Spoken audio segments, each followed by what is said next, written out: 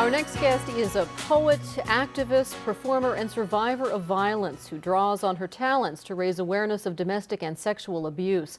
As a Penn State faculty member, she teaches writing and performance as a means of empowerment and healing. Let's take note with Dora McQuaid, who was recently selected for the Pennsylvania Governor's Award for her activism and advocacy on behalf of victims and survivors of domestic and sexual violence. Her first book of poems and companion compact disc titled The Scorched Earth is self-published. Thank you so much for joining us. Thank you. You almost lost your life to an abusive partner, an experience that many women would shroud in silence. Tell us, if you would, a little bit about your experience and what prompted you to be open about it. Well, when I was in the experience that I was in, I realized somewhere along the line of that I was very isolated and had lost contact with many of the members of my family, my friends, and my life experience seemed to be shrinking more and more and becoming more about the environment that I was living in. And the whole time that I was going through what I was going through, I was writing my story out to myself. And I'd always written, had always kept journals, and always wrote poetry. And here I was writing the story out and seeing it, sort of speaking it back to myself on an almost daily basis. And at one point, a friend of mine had handed to me a copy of a speech by Audre Lorde, who was also a poet activist. And the title of the speech was The Transformation of Silence into Language and Action. And she was specifically addressing how women generally hold their most difficult experiences to themselves. They don't move out into sharing them with other women and potentially developing a sense of community and getting support from the other women around them as they confront whatever their challenges are. And in the speech, she said repeatedly, "Your silence will not protect you." And that struck a chord. It galvanized me in a way that nothing had prior to even reading that speech. And I realized that I was living in utter silence and confused all of the time and not able to speak my story back to other people who might be able to help me get clarity. How did you get out of that abusive relationship? I used every resource available to me. And my mother was also a survivor many, many years ago, right before my birth. And she had lived for many years in a very difficult situation. But of course, it was during the 60s. And so there were no resources available during the 60s to help women who were experiencing domestic or sexual violence. And the Pennsylvania Coalition Against Domestic Violence didn't actually form until the early 70s. And oddly enough, in their 25 years, they were able to develop these resources across the state to assist women like me with the experiences that I was having. So literally in one generation, there was this tremendous, almost revolution in understanding domestic violence and then providing resources to women and men as well. And so I used every resource that was available to me and had stepped out, started to speak with my friends and asked people to help me, and was astounded at the number of people and resources available that allowed me to rebuild my life and move forward. And my guest is also astounded at how widespread a problem domestic violence really is. Yes. When I was going through the process of healing and coming to terms with what I'd been through, both as a child and also as an adult, because I'd been in abusive relationships before the last one. Very typical women who grow up in violence or have experience of it as children. So your formative years influenced the choices that you make as an adult. Absolutely. So I had a lot of work to do and used the resources. While I was going through the process, I was also surrounded by women who were going through their own processes of healing and understanding. So I started to share my own story and was often doing that with the poems, because to me, the poems, they spoke a truth that I wasn't able to speak otherwise. And I was appalled by the number of women and men and children that I came in contact with on a regular basis who had grown up or who were living in patterns of just soul-numbing violence, and watching them struggle and seeing how many people were struggling. And then I started, publicly sharing the poems, and at the end of every reading and then performances later, there were always people who came to me, men and women both, who would say to me, "You've told my story, and I couldn't do that." You talked about writing as literally saving you, and you also talked about the process of writing as being sort of like a Roman candle, that it sounds like the words literally poured out of you. Yes, very much so. I started writing really young, as soon as I could put words together, and I was always fascinated by language, and I read everything I could get my hands on. And when I was a child, people would say, "Well, what do you want to be when you grow up?" And I never thought of what do I want to be. I always said, "Well, I'm a writer." I am a writer. Right, already. What do you mean, be? I am this already. And so I was always writing. I wrote all the way through middle school and high school and college, graduate school. After graduate school, I lived in Kentucky for some time and really worked on developing the writing and my own sense of voice. And all through all of those years and the different experiences that I was having within my private life, I was writing everything out, trying to get clarity around who I was and what I wanted my life to be about, and how I wanted to be in the world. And again, the writing, it saved me. I literally wrote my way back to myself, but a sense of myself before I'd been patterned into this acceptance of violence as a way of being. Interestingly enough, it was people who heard your work, who heard your poems, or people for whom you did public performances, who nominated you for the Pennsylvania Governor's Award for Victim Service Pathfinder. You won the 5th award and are recognized for the work in helping other victims and survivors of domestic violence. That must have been a kind of an interesting turn of events, that people who listened to your story said, "This person has made a difference." It was just a phenomenal experience from start to finish. I was traveling this summer in New Mexico and Colorado, and got a phone call from Dora McQuaid, who is the Education and Outreach Coordinator for the Centre County Women's Resource Center. And she called me and said, it's nomination time for the Governor's Pathfinder Award, and we're in agreement here at the center that you should be nominated. And I said, "You don't even have to nominate me now. This is such an honor that you would consider this."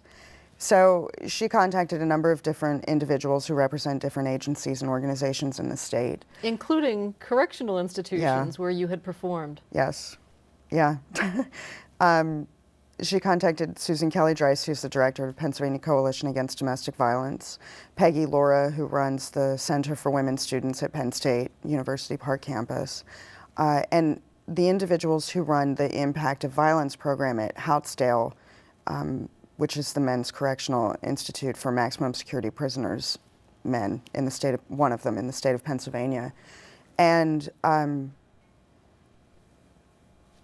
they all wrote letters in support of the nomination, and actually in the packet that they submitted had included 2 letters from 2 of the different inmates who had seen me during different performances when I'd gone in to Houtsdale. So one letter was from, I think, a man who had seen me 3 years ago, and then the next one was from somebody who'd seen me 2 years ago. And there I was traveling around. I was in Chicago and then Colorado and New Mexico, and I kept getting these phone calls from Dawn, and she'd say, "Oh, another letter came in." So the whole time I was traveling, I was sort of being reminded, this is what people think about the work that you're doing and the way that you've tried to step out and share that work with other people in hopes of serving something that would serve other people, basically help other people to maybe heal and look at their lives in different ways. And in fact, a Penn State film student, Kate Bogle, heard your story and decided to do a documentary about it. We're going to take a look at it, but give us a setup. Tell us how this whole thing came to be. Kate Bogle, she's an amazing woman, was actually sent to me by one of my colleagues in my department, Dr. Rosa Eberly, of whom I have tremendous regard. And Rosa had sent Kate to me and said, well, you guys might be able to work together on a couple of different projects. And so I worked with Kate for a couple of months, and then she came to me, she's a film major, came to me and said, I have to do a documentary film on somebody who's serving as, a role model or within the community, and I'd like to do it on you. And I was not really comfortable with the idea. At first I thought, well, I don't know how I feel about this. So I said to her, how many people will see this? And she said, 30 in my film class. And I said, well, I'll do it for you then, because I just wanted to honor the relationship that we had. So Kate followed me around the state of Pennsylvania for about 10 days, the tail end of October, which is Domestic Violence Awareness Month, and then the first couple of days of November. And she filmed me at a rally on the steps of the Capitol building in Harrisburg, a couple of different readings, a speech that I gave on domestic violence as a form of domestic terrorism here on campus. And she had hours and hours of film. And when she finished it, with no sleep, I might add, she brought it to my office and showed it to me, and I was stunned. It was the first time you'd actually seen yourself. The first time. I had no idea what people were seeing. All I thought was, oh, I'm sharing a couple of poems. And that is all I was doing, but I'd never seen what that looked like or how it might be felt by your audience. Right. And I was stunned by what a beautiful job she had done. Her talent was so obvious. And yet I felt so honored that she felt that it was worthy of her work. And here I had an opportunity to see what I'd been doing for years, but had never actually seen myself. And ironically, a year later, she handed the film in on November 19th. And a year later, it was actually premiered the day before I received the Governor's Pathfinder Award at the annual statewide conference of the Pennsylvania Commission on Crime and Delinquency.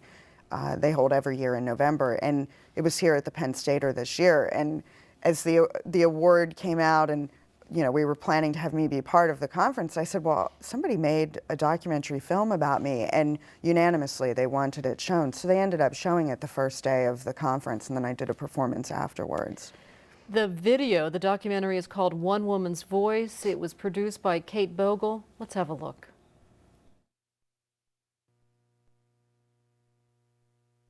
I wrote the quote over and over again, and I taped it every place I could.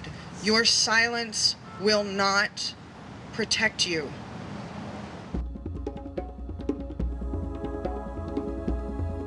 I still dream about you. At night, my body remembers. In my sleep, I cannot control what it knows of this house, this specific room. At night, my body speaks about what is still unresolved, what my mind keeps seeing, what brought on this shock. My body remembers the closet door that, in trying to get away from you, later it went through. It remembers trying slowly, calmly, to get past you. Please, God, please, God, please. It remembers the weight of you in the struggle, how I went briefly beyond the realm of prayer. It remembers how slow the world got, how small, how I stared at you then and prayed, voiceless. It remembers how you watched me, watched the water, and when I stopped to look at where your fingernails took out the flesh, you said, "What's wrong with you?" When I said, "You hurt me," your response was, yeah? Go write a poem about it. I used to say writing to me was more natural than breathing. When people asked me what I wanted to be when I grew up, I never said, I want to be a writer. I always said, I am a writer. I got myself involved in a really violent relationship, and the writing and the journaling was actually what allowed me to see what kind of violence I was living with. I could not make sense out of this violence combined with language of love. And so I started writing the language out. And by writing it out, I got to see what I was living with on a daily basis. And that's where the poems came from. I lay my hands flat on the bar, aware of myself in the mirror, across the wall, an image only. I would stand up and talk about the necessity to address the private in the public realm, and I would use private poems to show how many women in the room had lived the same types of experiences. And here I am. The label poet activist came together. Speak to students, speak to organizations. I'm teaching every moment. When I'm doing, I'm teaching. When I'm teaching, I'm doing. I hope my entire life will be about writing and speaking and performing and teaching and activism in every medium I can get myself into. You can pull that cloth tight between my teeth to silence all my voices speaking, silence my sister's voices speaking, but my eyes in the silence are still speaking. I never intended, ever intended having my writing go out into the world the way that it does. Never. I have my own stories. You may have heard. You may even have heard me tell them. I very much felt a sense of responsibility that if all these women were living in this much pain and fear and not able to identify it or articulate it to other people, but I could, and I could use language to move myself out of those spaces, then I needed to honor the fact that I had been given that ability and step up and do that for everybody who couldn't. I was not an expert while I was going through my experiences and standing up sharing my poems. All I was a survivor with a voice. That's all it takes. St. Francis said, be a voice for the voiceless. So I took that on. I'll not ever know the impact of it. And on some days I think, yeah, I've done really good work. And on other days I think, I should not do this work. I make people cry. This is how I let go. This is how I let myself live free. This is how I put the burden of generations down outside of me, literally lay it down prone in the dust from which it gathered beside me. The dust is all the grief that came before me, that fed this line of girl children until our heads hung with the weight of a shame that had nested in the multitude of us growing.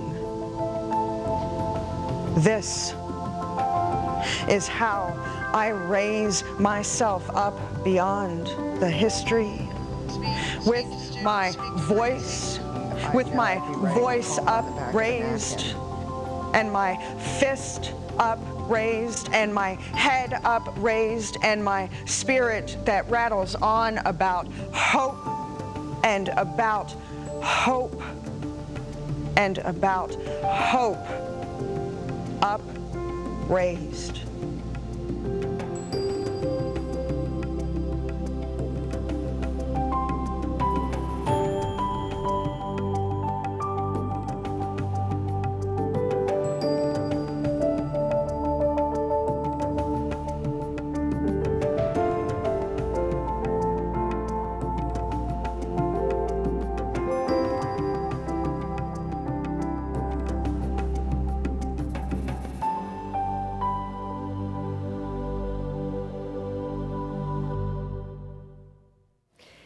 In a sense, you relive where you were, that place you were before. How do you protect yourself from kind of reliving and refeeling all of that every time you do one of these performances? I don't, really. And in some ways I can't. The experiences I went through are an indelible part of the person that I am now. And although I don't live in those places anymore, I know that at one point I had the capacity to live there and stay there. And the writing was what allowed me to move myself out of those spaces. And yet, although those experiences don't define me, they don't determine who I am as I find my way in the world, they will always be an element of the sort of totality of me, like anybody. You know, our experiences impact who we become over time. And I knew, especially when I was working on The Scorched Earth, that I had a lot of decisions to make about how I wanted to live. I had this opportunity to really rebuild my life the way I wanted it, and that I was really in a position where I could do that. And when I was working on the book, I thought, well, what do I want to be? Do I want to be a victim who is perpetuating that pattern like I had been up to that point? Or do I want to be a symbol of something else? And I can own those experiences and my responsibility within them at the same time that I move myself into being a survivor, and then beyond being a survivor, being a surpasser. Yes, I lived through this, but I don't live there anymore. And when I do the readings and the performances now, especially in the prisons, I need to drop down into those spaces and live those poems in those spaces. Because if I don't, they won't ring true. And they need to be ringing true for the people who are hearing them. What kind of impact, what kind of feedback are you getting from audiences who hear this? An array of feedback. Most people, I've had many people come to me, you know, send me letters or emails or phone calls and say, just express gratitude that I stepped out and shared my story, and that I shared it through poetry specifically. I think when we're victimized, there's such an inherent shame within that experience that most people want to try to hide it as much as they can because they feel that it's some failing within themselves.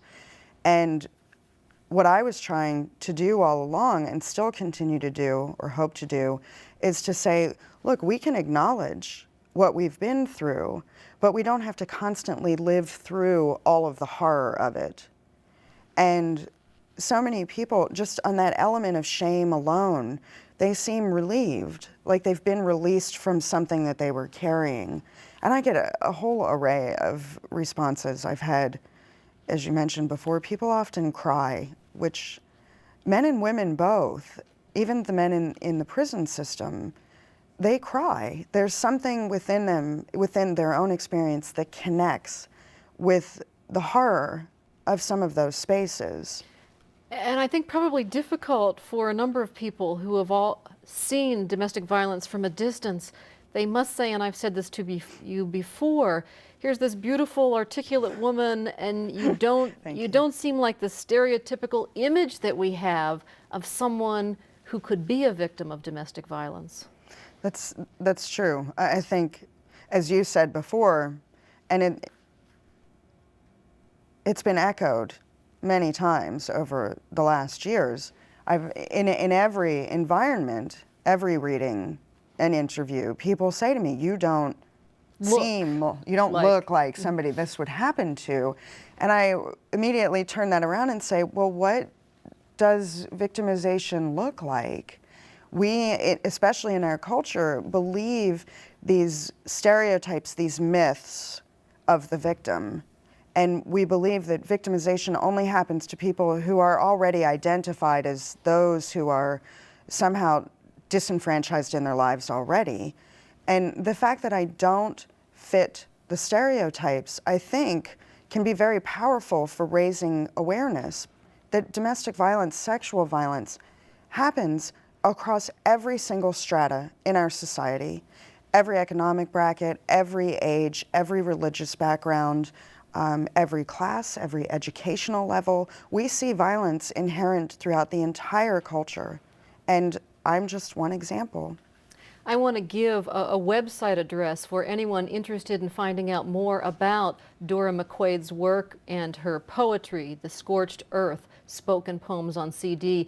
Her email address or her website address is www.doramcquaid.com. To order the videotape, you can call Penn State Media Sales at 1-800-770-2111. For Take Note, I'm Patty Satalia.